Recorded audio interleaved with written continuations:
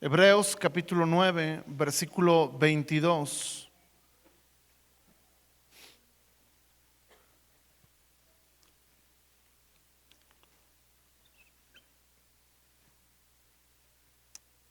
Dice la palabra del Señor. Quisiera que si lo pudiéramos leer todos juntos, lo hagamos. Dice lo siguiente, 1, 2, 3, dice: y casi todo es purificado según la ley con sangre, y sin derramamiento de sangre no se hace remisión. Vamos a orar. Padre, oramos en esta noche, Señor, que tu Espíritu Santo pudiera venir a enseñarnos la gloria de la expiación, Señor.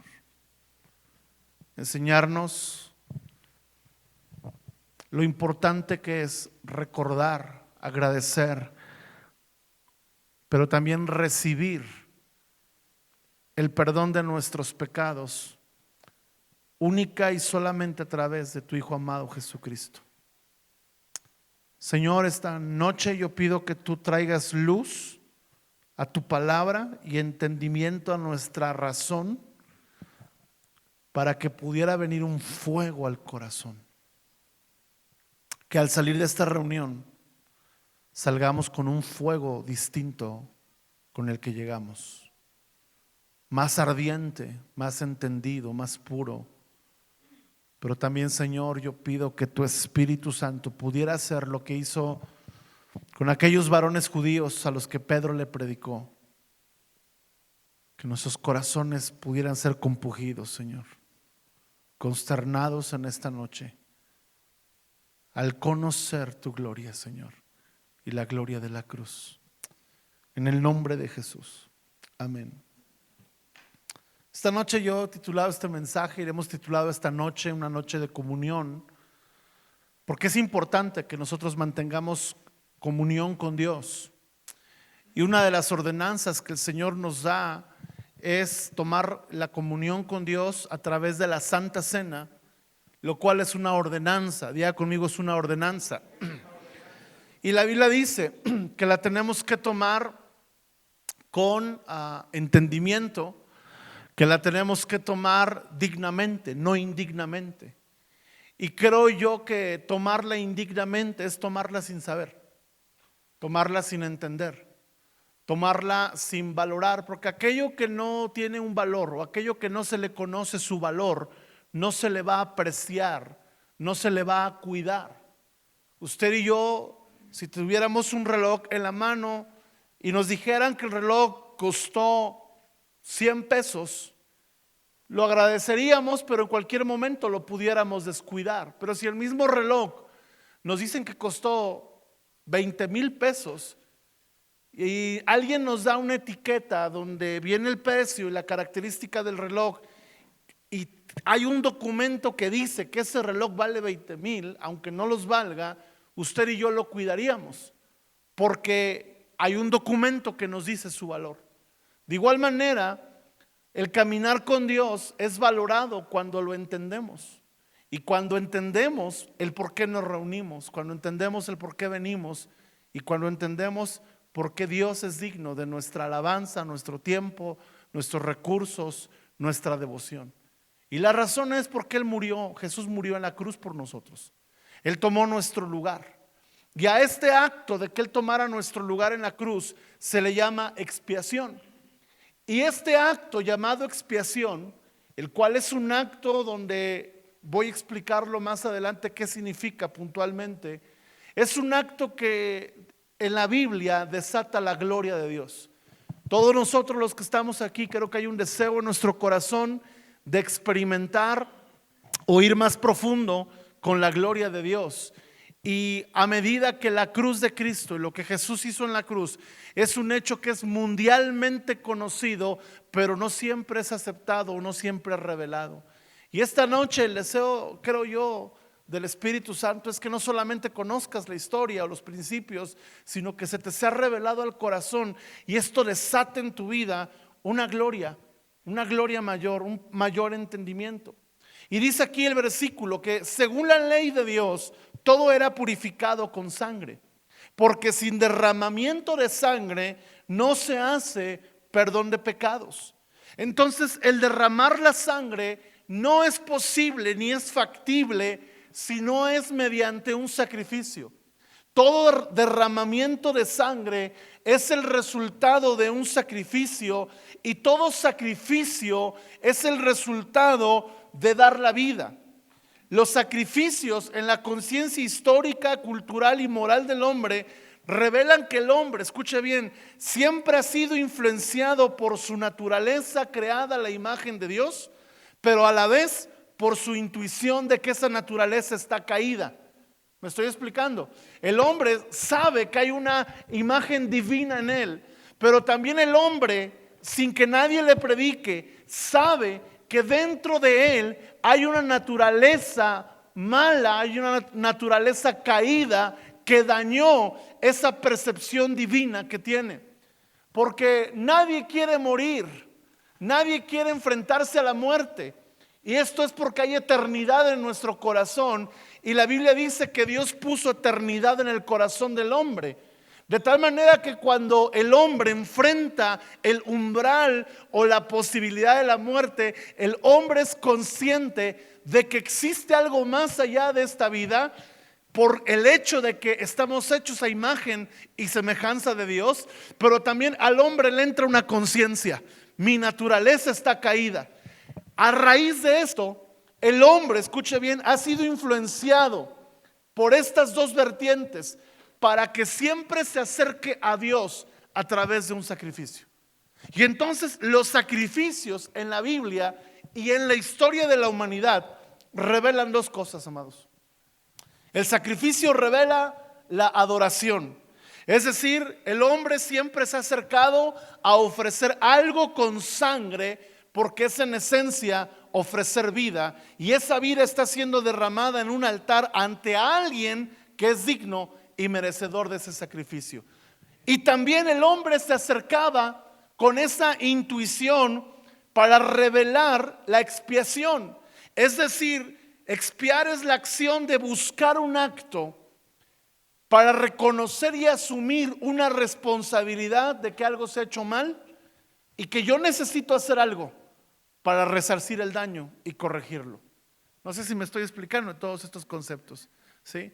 El ser humano siempre se ha acercado a Dios o a una fuerza cósmica, porque en su naturaleza está esto: me tengo que acercar y tengo que ofrecer algo y tengo que presentar un sacrificio por dos razones: porque hay alguien a quien yo estoy adorando, y porque también hay algo que yo rompí, hay algo que yo quebranté, y esta ofrenda que presento es para ver la manera de restaurar mi relación con aquella fuerza espiritual. A ese acto se le llama expiación, y esto ha estado en la naturaleza del hombre. Por eso es que usted estudia las culturas humanas, las civilizaciones, y en todas había sacrificios, algunas muy brutalmente hasta sacrificios humanos.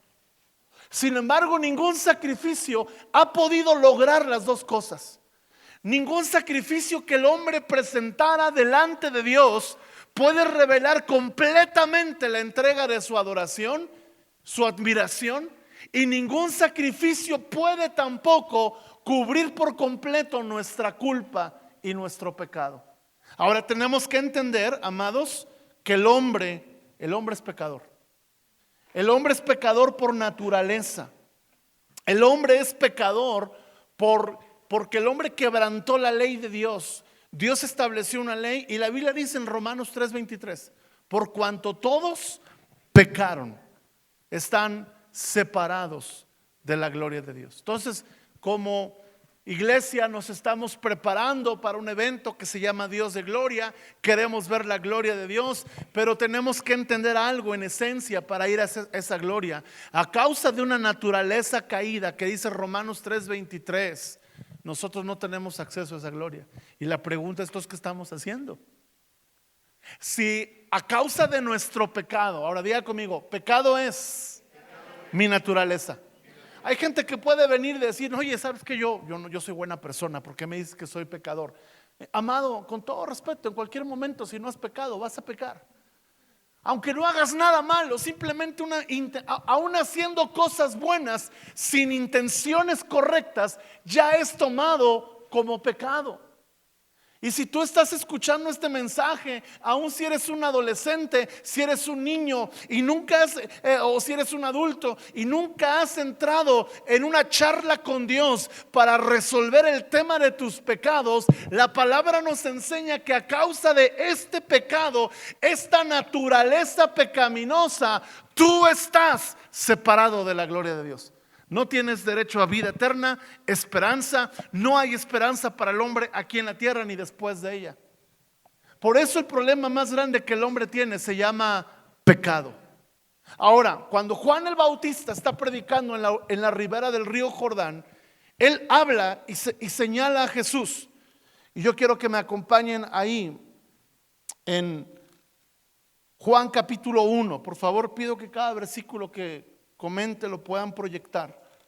Hay amigos que hoy nos visitan que quizás no tienen una Biblia a la mano, pero quisiera que pudiéramos o alguien compartir la palabra, y simplemente tenemos la herramienta, vamos a aprovecharla. Dice Juan capítulo 1, verso 29. El siguiente día vio Juan a Jesús, gracias, que venía a él y dijo, mire lo que dice Juan, el predicador que se presentó antes de Jesús: he aquí el Cordero de Dios. Hago una pregunta: ¿por qué Juan le dijo de Jesús que era el Cordero? Porque escuche bien, el Cordero era un animal que se usaba para los sacrificios. Lo que Juan está diciendo es: este hombre que vemos aquí, de nombre Jesús de Nazaret, él es el Cordero, él es el sacrificio. Él es el único que puede derramar su sangre. Porque si él hubiera dicho: he aquí el león. Bueno, el león es un animal que representa gobierno, autoridad. Él hubiera dicho: he aquí el águila de Dios, representa divinidad, el águila. He aquí el siervo con C, representa entrega y servicio. Pero cuando él dijo: he aquí el Cordero de Dios, él está diciendo: aquí hay uno que se va a entregar y va a derramar toda su sangre. Y la razón por la cual él va a derramar toda su sangre, la razón es por la que hoy vemos o recordamos a Jesús con una cruz, fue porque en esa cruz él derramó toda su sangre para quitar algo. Lo que dice ahí: he aquí el Cordero de Dios que quita el pecado del mundo. Es decir, solamente el sacrificio de Jesús puede resolver el problema que usted y yo tenemos. Nuestro mayor problema no es los parones o los bloqueos. Nuestro mayor problema no es la crisis financiera. Nuestro mayor problema no es en su momento el COVID. Nuestro mayor problema no es el cáncer. Nuestro mayor problema no son las tasas de crédito, las tasas de interés. Nuestro mayor problema se llama pecado, porque el pecado nos separa de la gloria de Dios. ¿Están conmigo? Yo sé que muchos ya conocen este tema, sé que quizá algunos no, pero yo quiero que usted lo mire con un nuevo entendimiento, porque hay una gloria en ver la cruz y hay una gloria en ver al Cordero de Dios. Y entonces lo que nos dice estos pasajes es que el Cordero de Dios quita el pecado del mundo. Y esto nos está diciendo lo siguiente, amados hermanos, ¿sí? Hace referencia a lo que Hebreos dice, que el derramamiento de la sangre de Jesús fue lo únicamente necesario para poder ser perdonados de nuestros pecados. Amado, si tus pecados no están resueltos, ¿qué esperanza de vida hay? ¿Qué esperanza de vida puede haber? Por muy bien que nos vaya en esta tierra, ¿a qué podemos aspirar si al final de nuestros días fuéramos condenados por algo que no pudimos resolver, llamado pecado? Pero nosotros, amados, ahora estamos creyendo en el Señor, estamos creyendo en su muerte y en su sacrificio. Y escuche bien, la muerte de Jesús, diga conmigo, fue ordenada en el cielo y fue instituida en la tierra. Esta muerte le vamos a llamar esta noche expiación, que significa el hecho de que alguien tomó el lugar nuestro como un sacrificio para cubrir nuestras culpas, cubrir nuestras deudas. Es como si usted hoy tiene una deuda en Coppel y no la puede pagar, y yo llego y entonces digo, a ver, denme la deuda de ellos dos y es tantos mil. Ok, yo lo pago. Y yo les digo a ellos, y ustedes no le deben nada a Coppel y no me deben nada a mí. Ese acto se llama expiación. Bueno fuera que nuestros pecados se pudieran pagar con dinero, pero la única paga del pecado, según la Biblia, es la muerte, y muerte eterna. Es más, tú pudieras presentar tu propia vida en sacrificio por tus pecados, pero a causa de que tu sangre ya está infectada por la maldad y el pecado, tu sangre no tiene valor. Ahora quiero que entendamos esto. Mire lo que dice Apocalipsis 13:8.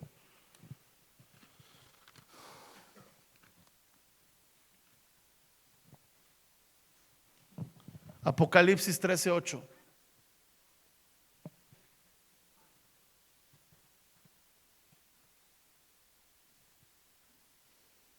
Dice lo siguiente. Habla de una imagen del anticristo, en pocas palabras. Dice, y le adoraron todos los moradores de la tierra. ¿Quién adora a Satanás? ¿Quién adora la imagen del anticristo? ¿Quién adora este sistema? ¿Quién adora este mundo? Escuche bien, aquellos cuyos nombres no están escritos en el libro de la vida del Cordero. ¿Quién es el Cordero? Y Cristo tiene un libro, y en ese libro están escritos los ¿qué? Los nombres. Ya conmigo, en el libro del Cordero no están escritos mis pecados, está escrito mi nombre. Y lo que dice aquí es que, pero hay nombres que no están escritos, y ellos van a adorar al sistema de este mundo. Y dice el Cordero, mire lo que dice aquí, que fue inmolado desde el principio del mundo. Jesús no fue inmolado en la cruz. Desde antes de la fundación del mundo, Dios ya tenía un plan. No es que el hombre pecó y Dios de manera emergente dijo, ¿qué hacemos? Rompas en caso de incendio, y rompió, ¿verdad?, la vitrina del último recurso y sacó a Jesús, y entonces vino y murió. No, amados, escuche bien, entendemos que desde antes de que el hombre fuera creado, desde antes de que el hombre pecara, Dios ya tenía resuelto el problema del pecado, y era a través de Cristo. El problema no está en si Dios pudo resolverlo o no. El problema es nuestro orgullo, el problema es nuestra soberbia, el problema es nuestra falta de humildad para reconocer que no nos podemos salvar por muy buenos que seamos. Ese es el problema realmente. Mire lo que dice Primera de Pedro 1:20.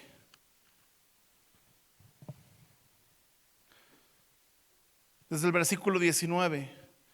Sino con la sangre preciosa de Cristo. ¿Cómo fuiste rescatado? Con la sangre preciosa de Cristo, como de un cordero sin mancha y sin ¿qué? Contaminación, ya destinado desde antes de la fundación del mundo, pero manifestado en los postreros tiempos por amor de vosotros. Lo que está diciendo aquí la Escritura es esto: Jesús desde antes de la fundación del mundo ya estaba preparado para morir por nosotros. Desde antes de la fundación del mundo, desde que existiera el mundo, desde que existiera el pecado, desde que existiera la maldad, Jesús ya estaba destinado para dar su vida en amor por cada uno de nosotros. Pero dice, pero manifestado en los postreros tiempos.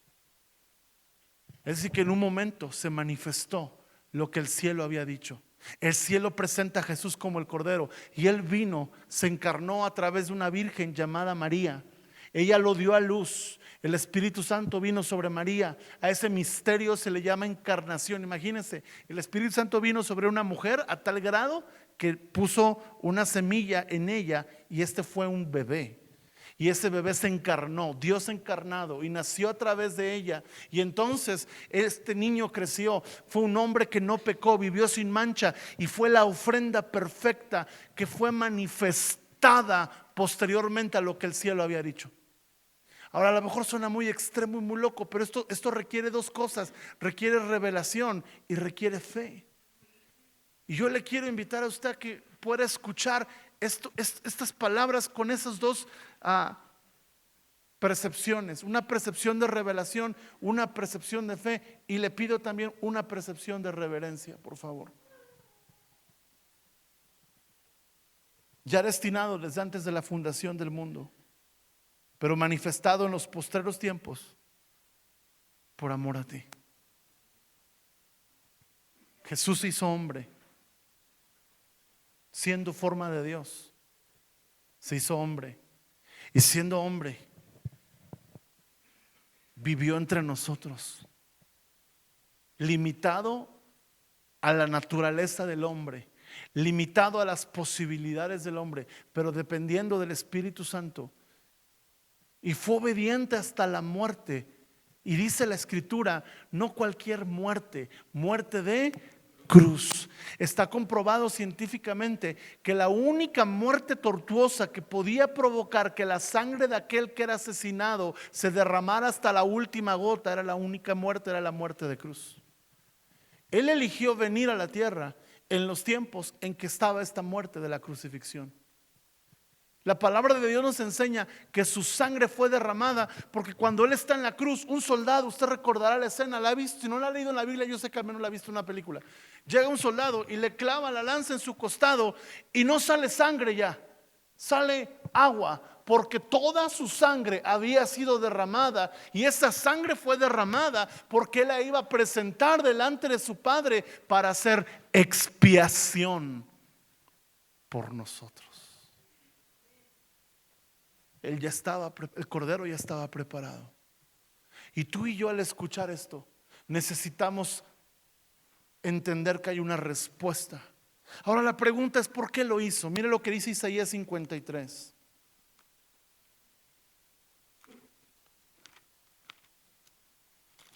Isaías 53.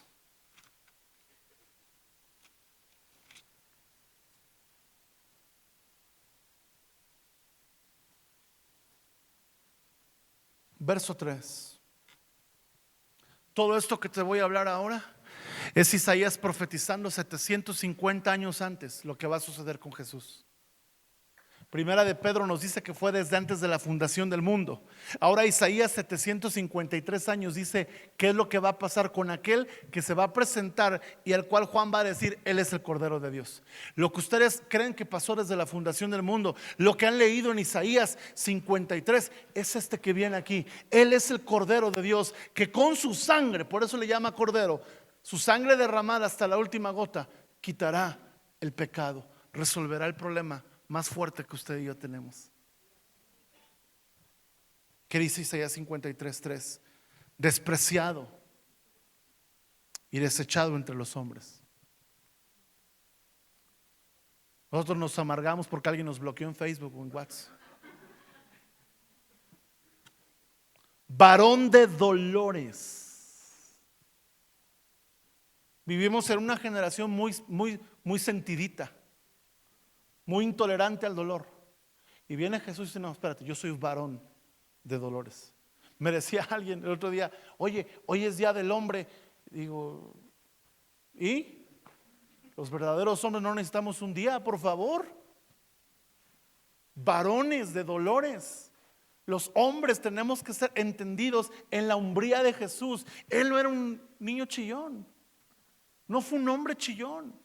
Estuvo, y luego tú vas a leer cómo fue que él vivió: despreciado, desechado, varón de dolores, experimentado en quebranto. ¿Por qué nos estamos afligiendo nosotros? ¿Qué nos quebranta? ¿Crees tú poder tener un quebranto más alto que el de Jesús? Yo pienso que no. Y mire, dice: y como que escondimos de él el rostro. Es decir, vimos su quebranto, o escuchamos de su quebranto, escuchamos su historia y dijimos: en otro momento Jesús, ahorita no. Le tuvimos por menospreciado, no le damos valor. Y amados, ¿sabe qué percibo yo a veces cuando se tocan estos temas? Que muchos cristianos dicen: van a hablar de Jesús. Yo te puedo hablar de David y tú te puedes emocionar con la vida del rey David, pero el rey David está muerto. Yo te puedo hablar de Salomón y de la gloria que él vivió como rey y la sabiduría y darte consejos prácticos para que seas un buen líder, un buen hombre, pero Salomón está muerto. Pero si yo te hablo de Jesús, quiero decirte algo: Jesús está vivo. Él es el único de todos los personajes que están aquí. Él es el único que vive y permanece para siempre.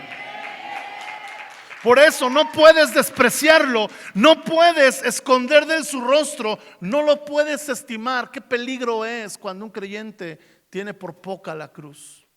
Cuando un creyente escucha un mensaje de la cruz y prefiere hablar con el compañero de al lado, prefiere ver el teléfono, prefiere ponerse a pensar en los pendientes que tiene para mañana, porque dice: eso ya me lo sé. Qué peligro es. Eso me habla de insensibilidad, de irreverencia, de ingratitud. Pero qué hermoso es cuando leemos esto y algo en nuestro corazón se vuelve a quebrantar. Porque éramos indignos, amados. Porque nadie aquí de nosotros merecía, uno solo no merecía ser salvo. Alguien dijo: entonces ¿qué? Pues Dios escogió a unos para salvación y a otros para perdición. Y dijo: ustedes se salvan, ustedes tienen cara como que se pierden. Allá también 2 se salvan, 3 se pierden. Y dijéramos: si eso fuera así, ¿sería Dios justo? Sería más que justo. Lo justo es que ninguno se salvara. Si Él escogiera a uno solo para ser salvo sin hacer nada, sería más que justo. Amados, y dice la Biblia que si usted conoció el mensaje es porque usted ha sido escogido para la salvación.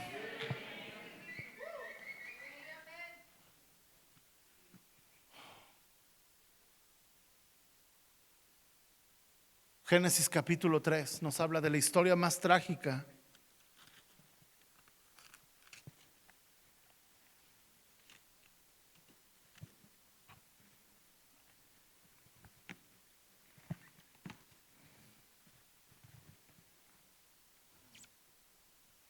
El hombre había pecado, el hombre había faltado a Dios, el hombre había quebrantado la única ley que Dios le dio. Es que la naturaleza del hombre es así, ¿verdad? No vayas allá y vamos, o no miramos a ningún lado más que al que nos dijeron que no miremos. ¿Sí? Mire, si un día ponemos una regla aquí en la iglesia y les decimos que nadie se siente en esa silla más de 3, ¿y por qué? No, me voy a sentar, quiero ver por qué. No aceptamos esto es así. Esto es en un tema tan coloquial, tan simple. Imagínate en un tema espiritual. Dios les dice: pueden comer de todos los árboles. ¿Cuál es su fruta favorita? A mí me gusta el mango, ¿sí? El mango, la piña, siempre y cuando no escalde. Yo digo que no sé si en el Edén ahí le entró la maldición a la piña para escaldar la boca, ¿sí? Pero a mí me gusta la piña, el mango, la naranja. Pero había un fruto que estaba prohibido y no lo deberían de tomar.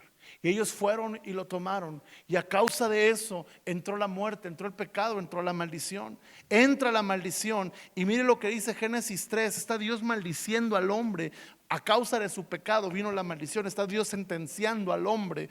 Y dice el versículo 20: llamó a Adán el nombre de su mujer Eva, por cuanto era la madre de todos los vivientes.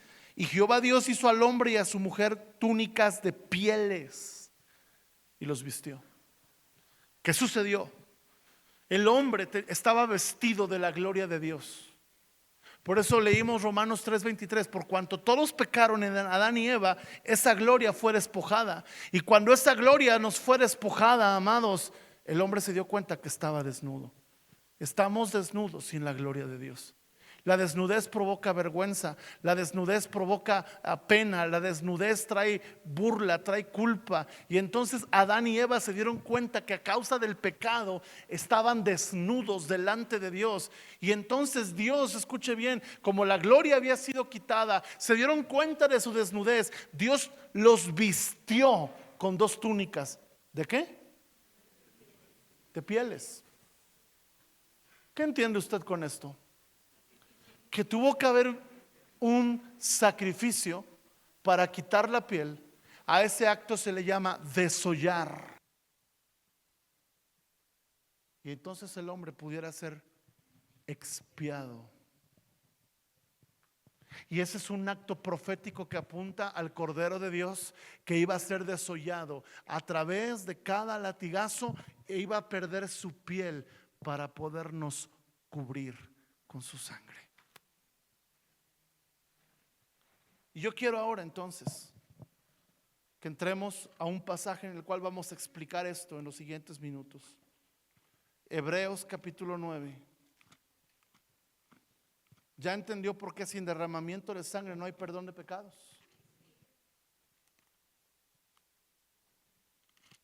Porque la paga del pecado es muerte y la sangre es vida, la sangre es el precio. Y Dios buscó en la humanidad a uno que tuviera la sangre limpia y no lo encontró.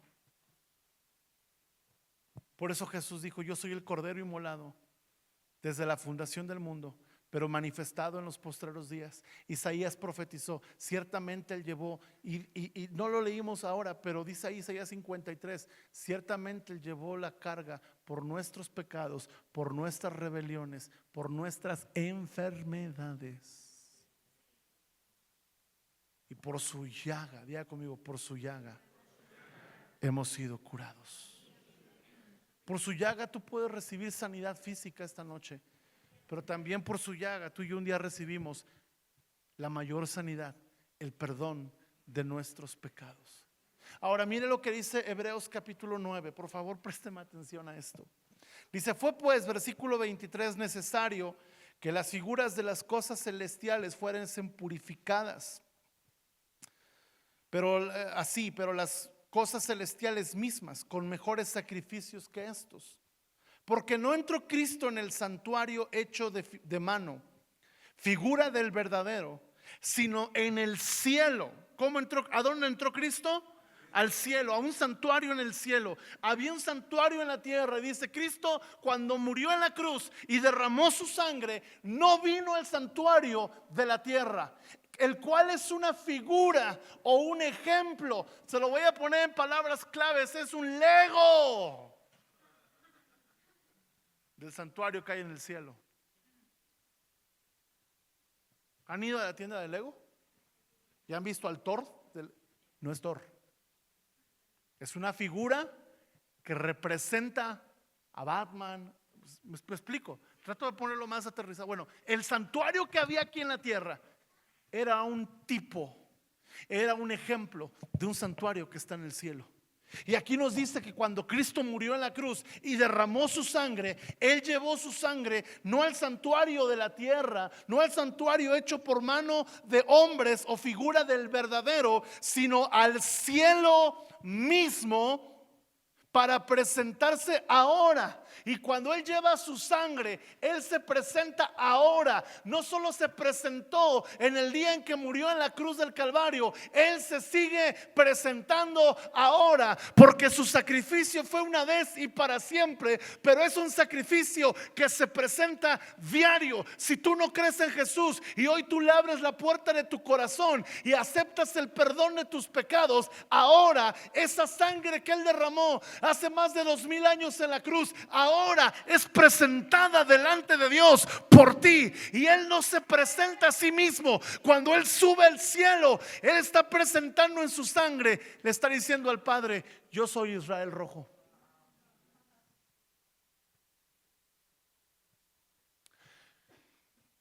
Yo soy Pablo Herrera.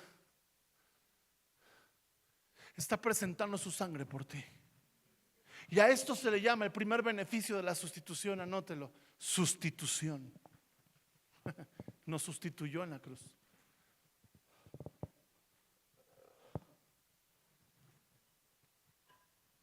Él entra al cielo con la sangre derramada inocente, y esa sangre tiene el poder de sustituir a los demás. ¿Por qué Cristo no presentó su sangre por sí mismo?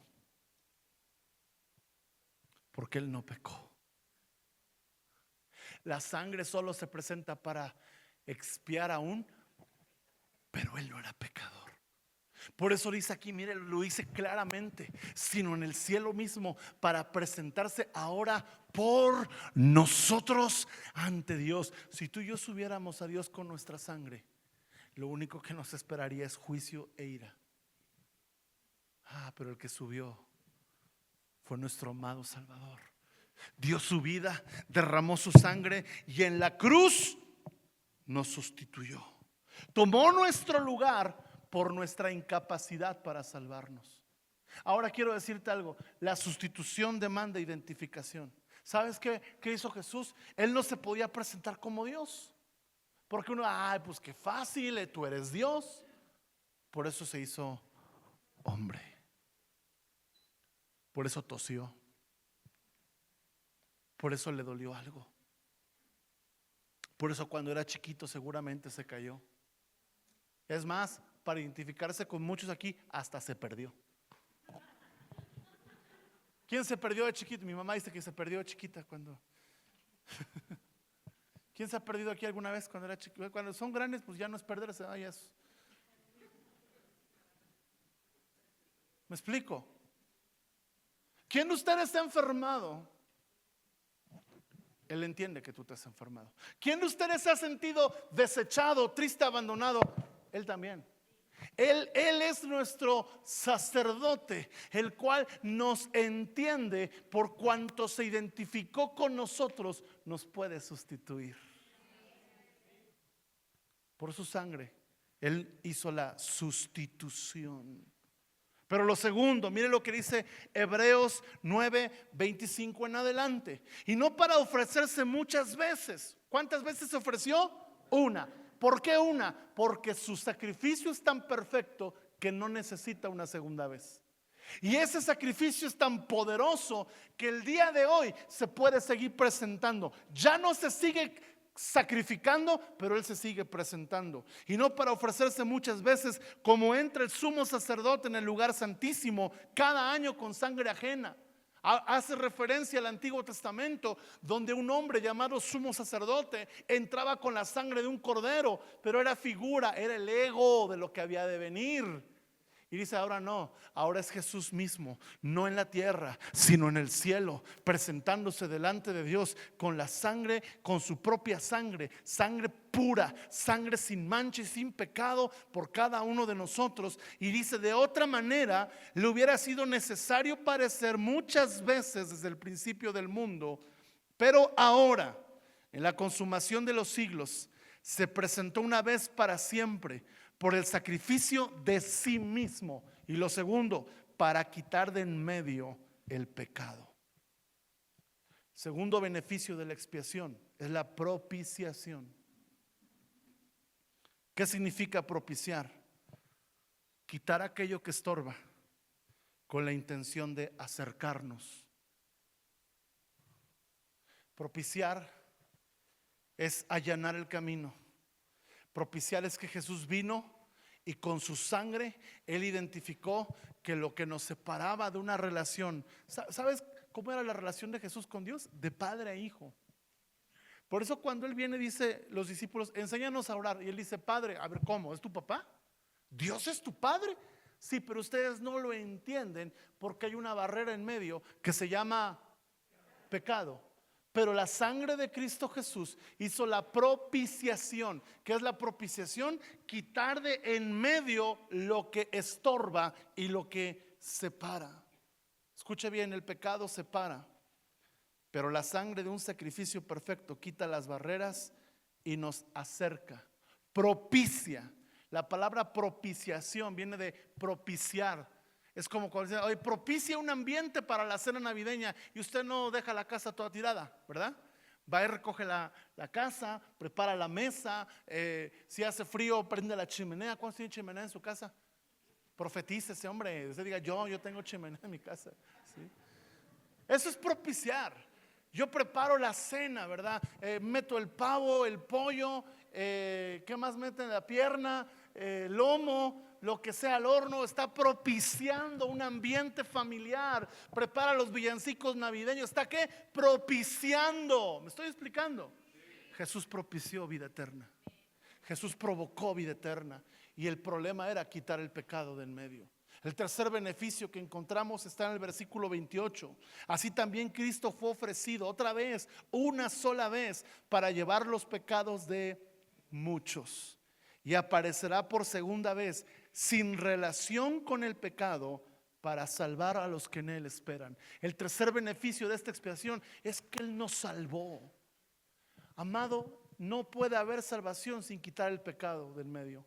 ¿Y la salvación qué significa? La salvación significa que Cristo tomó el castigo y te libró a ti y me libró a mí del castigo eterno por nuestros pecados. Nos salvó del infierno, nos salvó de la ira del Padre, nos salvó de una vida sin esperanza, y dice que un día Él vendrá, y ya no vendrá a tratar el tema del pecado, vendrá a reinar, vendrá a establecer su reino entre nosotros y vendrá a traer salvación. Amado, si tú estás pasando por un problema difícil, una circunstancia adversa, esto se va a acabar tarde que temprano. Si no se resuelve tu problema esta noche, no te preocupes, de 100 años no pasa, porque Él viene pronto para salvar a los que en Él esperan.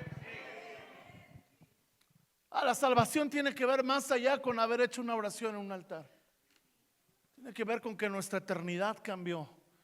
Amado, si Él pudo cambiar nuestra eternidad, no podrá cambiar tus siguientes días, no podrá cambiar a tu familia, no podrá cambiar tu entorno. Él lo puede hacer. El tercer beneficio es la salvación. No te desesperes por lo que estamos viviendo, esto también pasará. Lo cuarto está en Hebreos capítulo 10, verso 10. No tengo tiempo para leer todo esto, pero está increíble. Hebreos 10:10 dice: en esa voluntad somos santificados mediante la ofrenda del cuerpo de Jesucristo,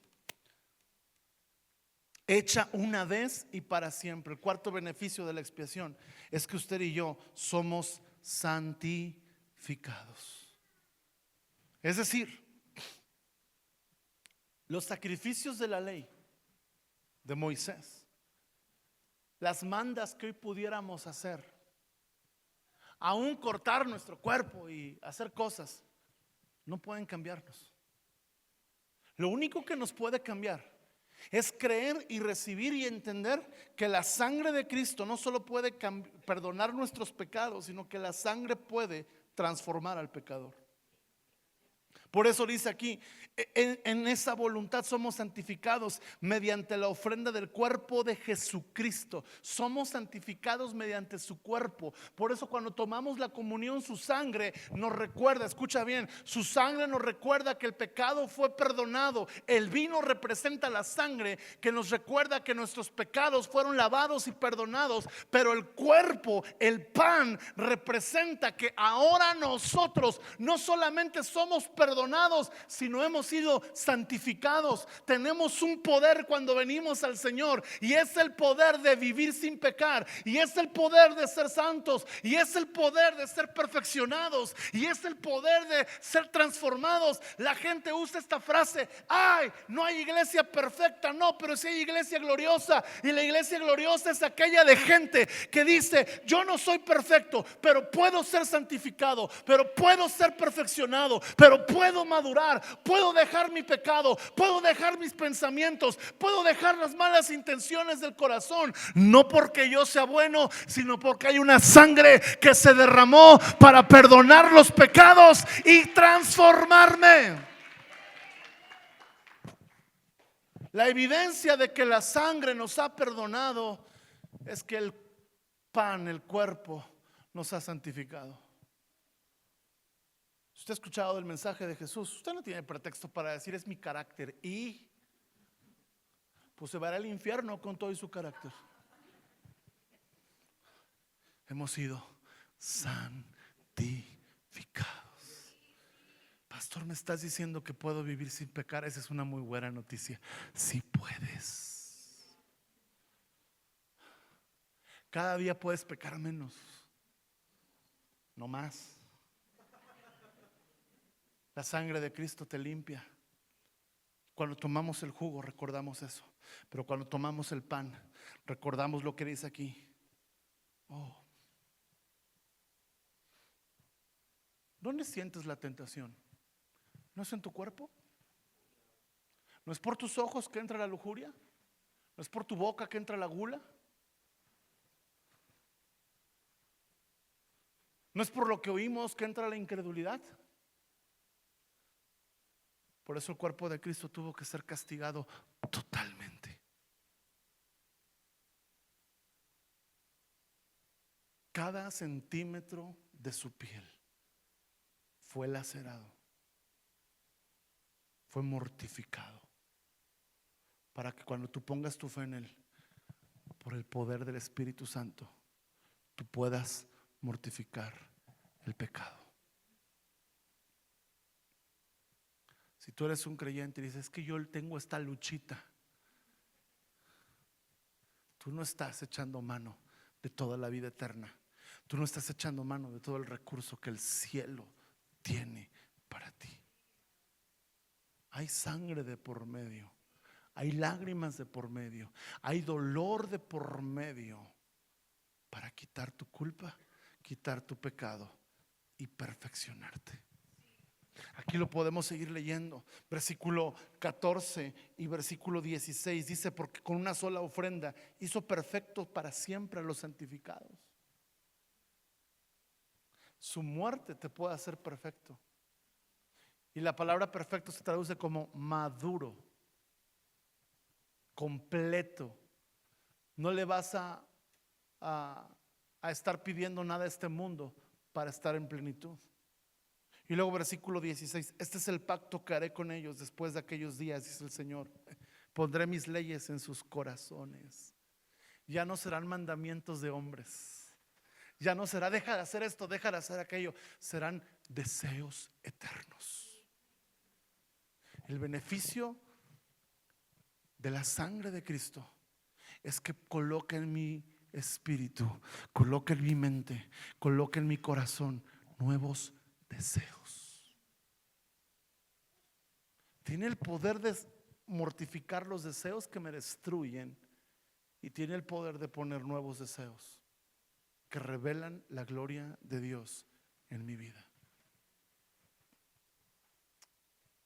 Los beneficios de la expiación: sustitución, propiciación, salvación, santificación. Pero el último me encanta, Hebreos 10:19.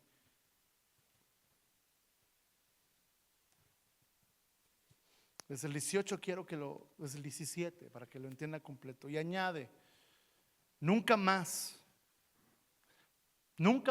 dice el Señor, me acordaré de sus pecados y transgresiones. ¿Por qué? Porque Él subió al cielo y presentó sangre por ti.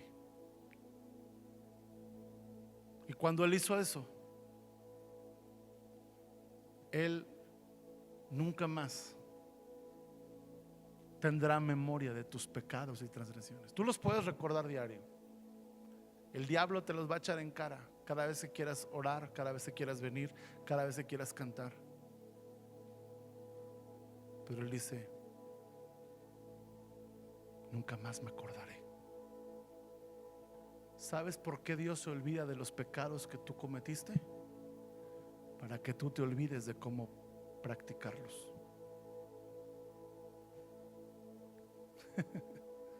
Él se olvida de tus pecados que tú cometiste para que tú puedas olvidarte de seguirlos haciendo. Por eso Miqueas capítulo 7 verso 18 dice: que Dios como tú, que perdona el pecado. Pero seguimos leyendo Hebreos 10, 17, 18. Dice: pues donde no hay remisión de estos, no hay más ofrenda por el pecado. Así que, hermanos, teniendo libertad para entrar en el lugar santísimo por la sangre de Jesucristo, por el camino nuevo y vivo que Él nos abrió a través del velo, esto es su carne. Cierro con esto. El quinto beneficio es que nos podemos sumergir en su presencia. Podemos entrar al lugar santísimo. ¿Qué sucedía en el lugar santísimo? En el lugar santísimo venía la gloria de Dios. En el lugar santísimo caía el fuego de Dios. En el lugar santísimo estaba la presencia de Dios. Amado, a veces nos hemos sentido lejos de Dios, pero hay sangre de por medio que cada día te dice: entra, yo perdoné, yo olvidé tu transgresión. Y si tú caminas en santidad, puedes disfrutar de mi santidad, de mi plenitud, de mi gloria. Amados, podemos venir a la iglesia, pero el tema no se trata de venir a la iglesia. El tema se trata de venir al lugar santísimo cada día para tener comunión con Él, conocer su gloria, conocer su santidad, conocer su presencia, ser transformados, que nuestro entorno sea transformado, que nuestra vida sea gloriosa, que nuestra vida sea un testimonio de que en el cielo hay un hombre vivo presentando su sangre para perdonarte y transformarte. Cuando esa transformación viene, esa llenura viene, créemelo, a todos los que están cerca de ti les vas a acercar el reino de los cielos.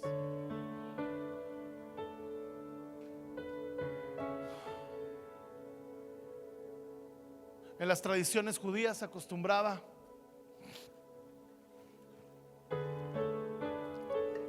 lo conté la semana pasada, pero se los quiero contar a los que no vinieron.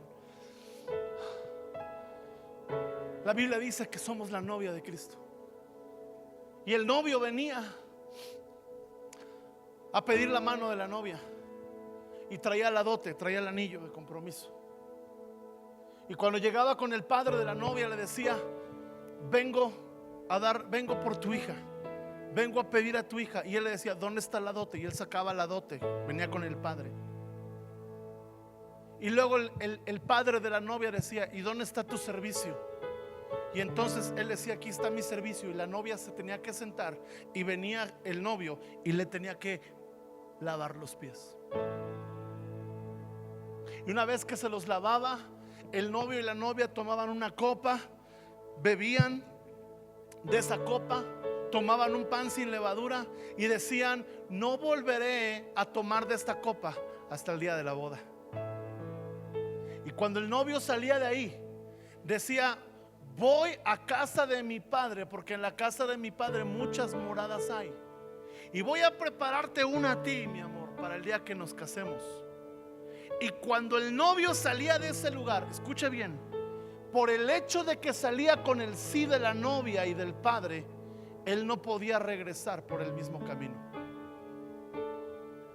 Él tenía que hacer una brecha nueva, tenía que abrir un nuevo camino. ¿Ya entendió? Por eso Jesús, en la noche que comenzó la iglesia, con sus discípulos, le lavó los pies a la novia, a cada uno de ellos, hasta Judas, hasta Pedro. Porque lo que está diciendo el Señor es: mi sangre puede perdonar la negación y aún la traición. Judas no quiso el perdón, pero su sangre sí puede perdonar tus traiciones. Por eso él tomó la copa y dijo: no beberé esta copa hasta la boda con ustedes en el reino de mi Padre. Y por eso les dijo: yo soy el camino. Y aquí nos dice Hebreos: un camino ¿qué? Nuevo y vivo, que Él nos abrió a través del velo. Ya no el velo de un templo como este, sino su carne.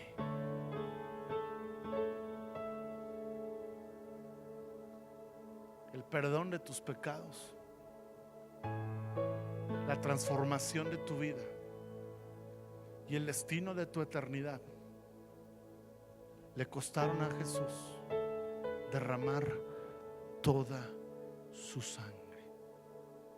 Por eso es que nosotros conmemoramos su muerte tomando un pan sin levadura, que representa ese cuerpo sin pecado, profetizando que su sangre nos puede santificar para vivir perfectos, santificados y maduros. Por eso es que tomamos el jugo de la uva, para recordar que su sangre escribió, nuestro nombre ha sido escrito en el libro de la vida con sangre. Que hay una sangre que se presenta como un sacrificio para perdonar tu pecado.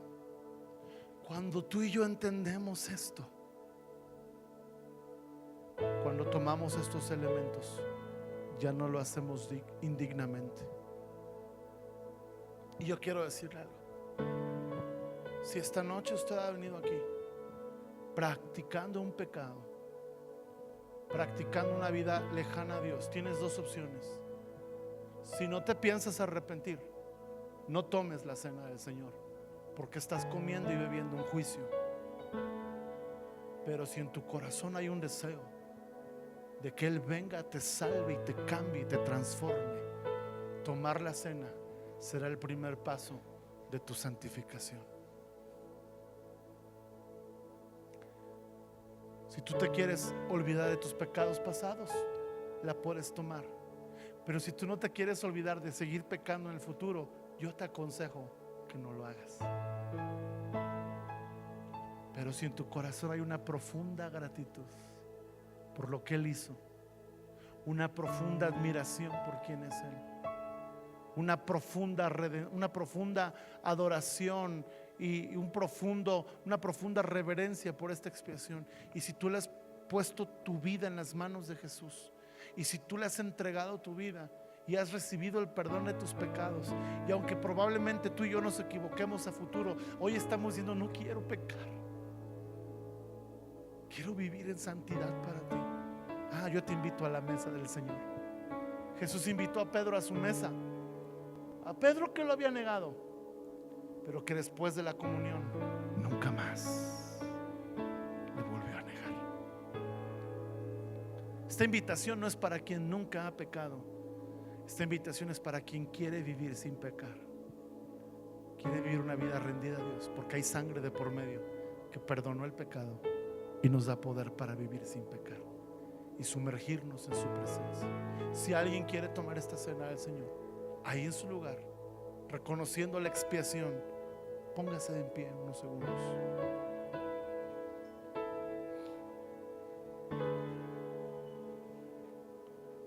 Y estando en pie, mis hermanos pasarán.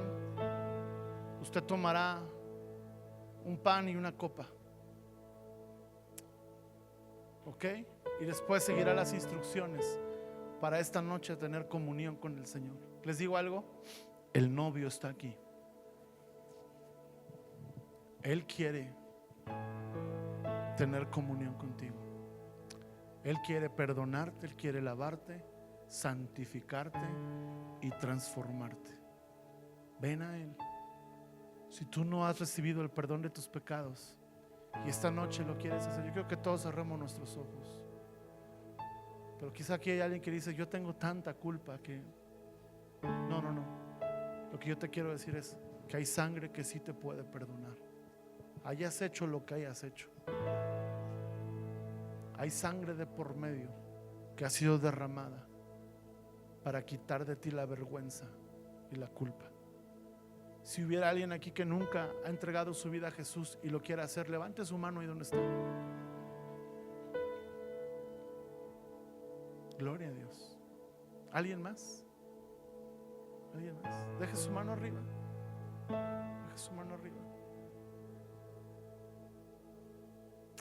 Vamos a orar con ustedes. Voy a pedirle a Mayrani y a Sujin si me pueden ayudar a orar por estas dos señoritas. ¿Alguien más con su mano levantada? Ahí están dos señoritas. Ahí atrás hay un caballero. David, ¿me ayudas con este caballero, por favor? Deje su mano arriba. Si usted no ha recibido a Jesús, dice: hoy quiero. Y todos los que ya le recibimos, entremos en gratitud con el Señor. Yo quiero que todos ayudemos a nuestros hermanos a orar esta noche. Cierre sus ojos y todos vamos a orar juntos. Ellos van a hacer la oración quizá por primera vez, con un entendimiento increíble que el Señor les ha hablado hoy. Pero oramos juntos. ¿Están listos? ¿Sí? Decimos: Señor Jesús, gracias por tu sangre derramada por mí. Hoy creo que tú presentaste esa sangre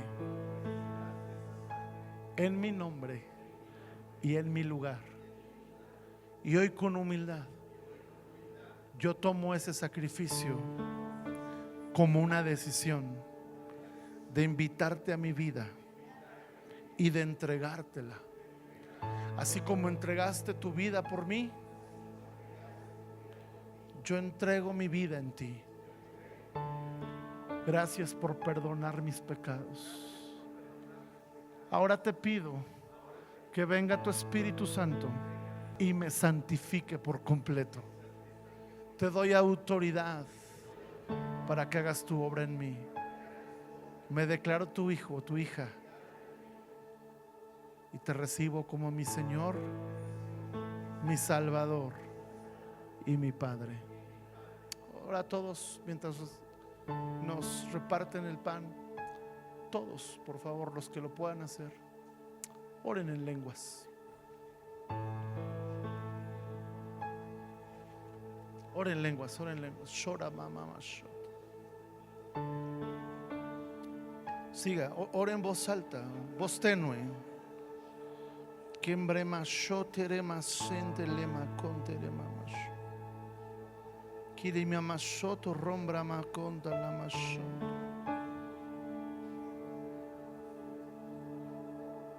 Imbrama mama mama shatarabakata lava soto.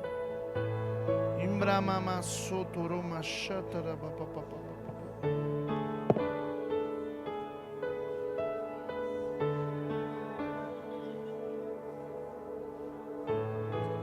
Adore a Jesús, adore al Señor. Te adoramos, te adoramos.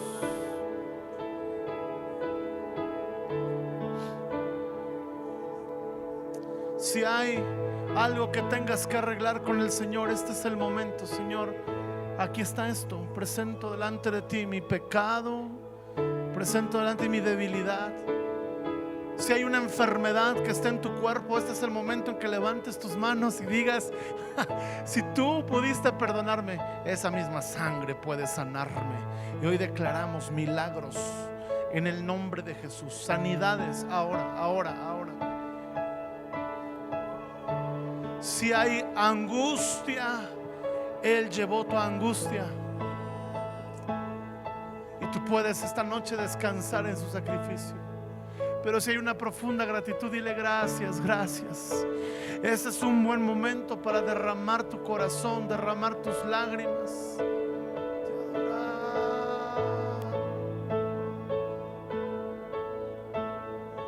Oh, Sharabakatala.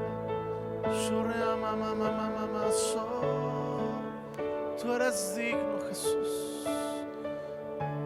Te exaltamos.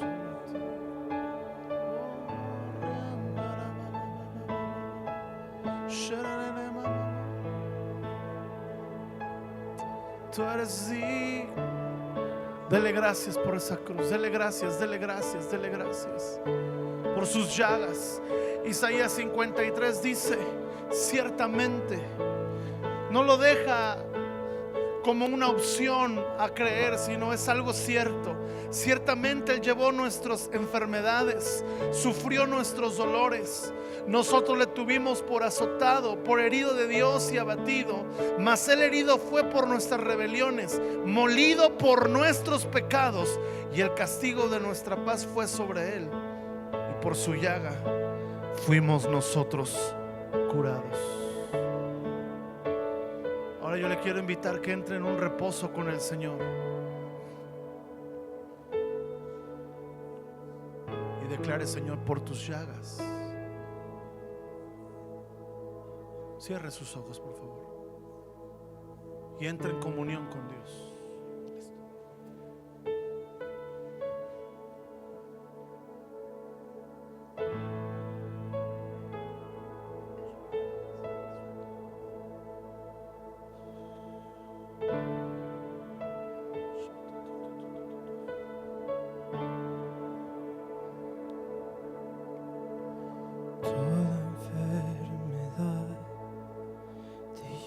Hasta morir, y por mí sufriste en silencio mi dolor.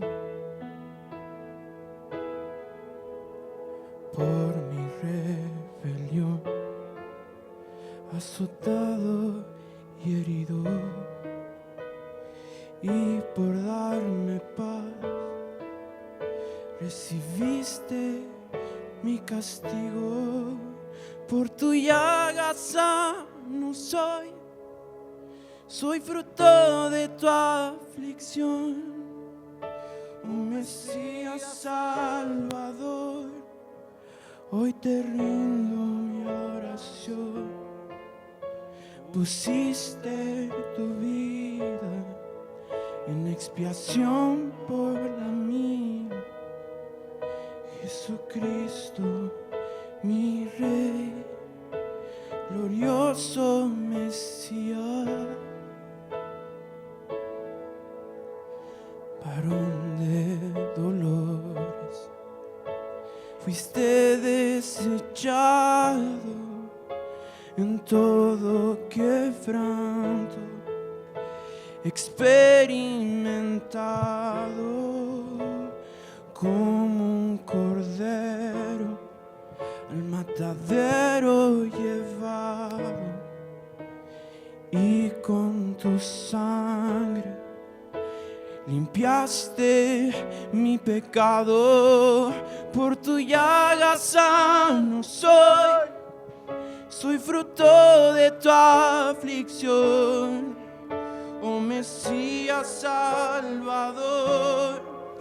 Hoy te rindo adoración. Pusiste tu vida en expiación por la mía. Jesucristo, mi Rey, glorioso Mesías. Por tu llaga sano soy.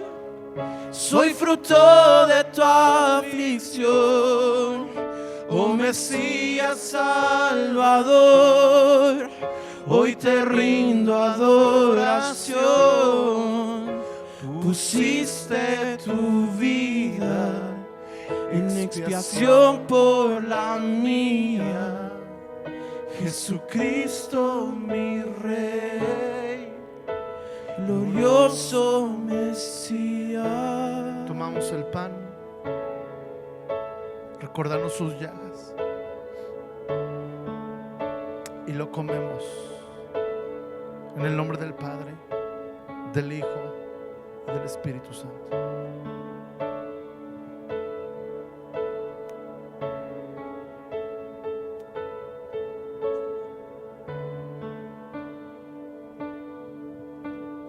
Toda enfermedad tú llevaste a morir, por mí sufriste en silencio mi dolor, por mi rebelión azotado y herido, y por darme paz recibiste mi castigo. Por tu llaga sano soy.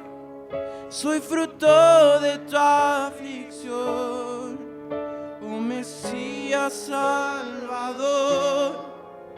Hoy te rindo adoración.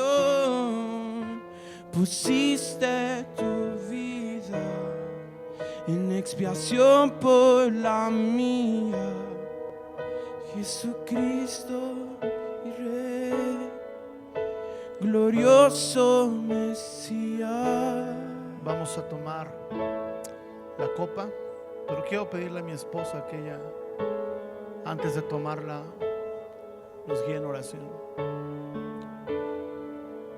Después de que ella ore, la tomaremos.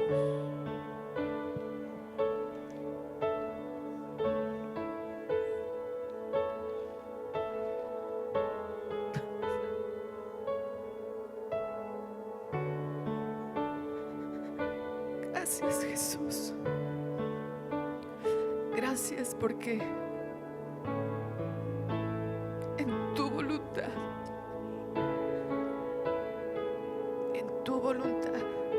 fuiste a la cruz. En tu voluntad te pusiste en el altar. En tu voluntad fuiste la ofrenda de una vez y para siempre por todos nosotros. gracias porque derramaste tu sangre preciosa. Tu sangre preciosa fue derramada en la cruz, fue derramada en el altar y fue derramada en nuestros corazones. Tu preciosa sangre, tu sangre que limpia todo pecado, tu sangre que salva, purifica, renueva, restaura, sana. Tu sangre. Somos salvos por tu sangre, Señor. Y en esta hora te decimos gracias, gracias. No queremos tomarla sin conciencia, no queremos tomarla indignamente, Señor, sino queremos tomarla con gratitud en nuestro corazón. Con gratitud, Señor. Tu sangre que nos redime, que nos lava. Tu sangre que nos hace nuevas criaturas. Hoy tomamos esta copa dándote gracias por tu sangre, Jesús. Tomemos de la copa.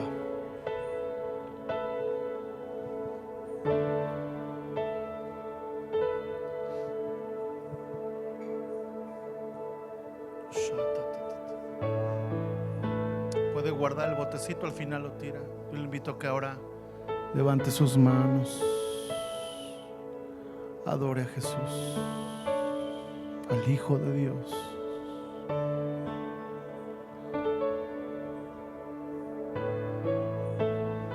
Te adoramos, Jesús.